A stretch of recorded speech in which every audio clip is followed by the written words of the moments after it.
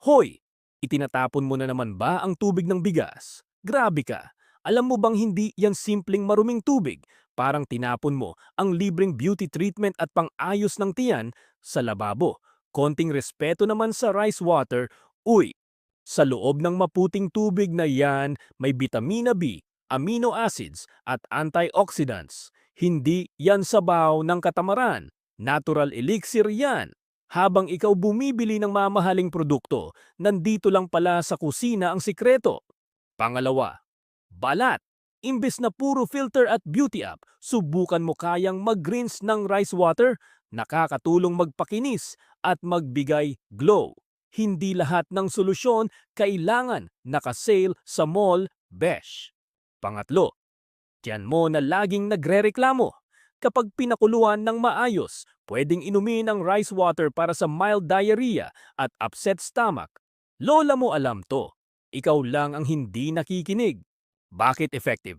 Dahil may starch at nutrients na tumutulong mag-protect at mag-repair.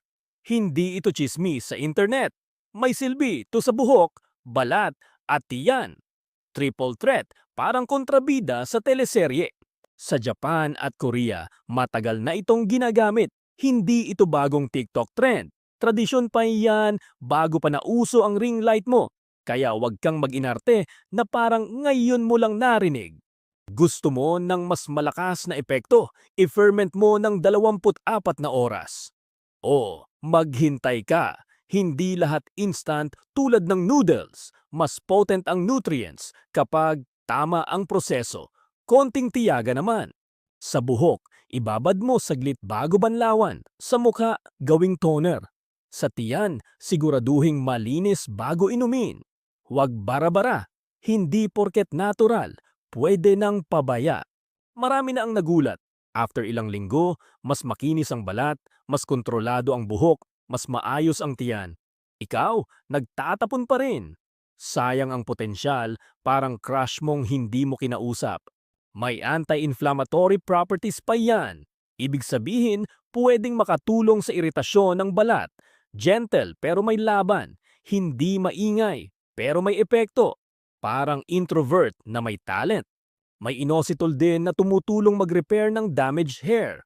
Oo, kahit ilang beses mo nang kinulayan yan. Kahit papaano, may pag-asa pa ang hibla mo. Huwag ka nang umasa sa milagro lang. Sa tiyan naman, nagbibigay hydration at madaling maabsorb. Simple, mahinahon, pero may tulong. Hindi kailangan dramatic para maging effective. Isipin mo, yung dati mong tinatapon, ngayon pwedeng maging self-care routine mo. Libre na nga, itatapon mo pa. Aba, sobra ka na. Hindi lahat ng solusyon kailangan mahal at imported. Minsan, nasa kusina lang. Rice water ang patunay na minsan, ikaw lang ang hadlang sa sarili mong glow up.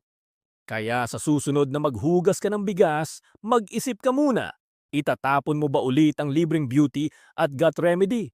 O gagamitin mo na ng tama?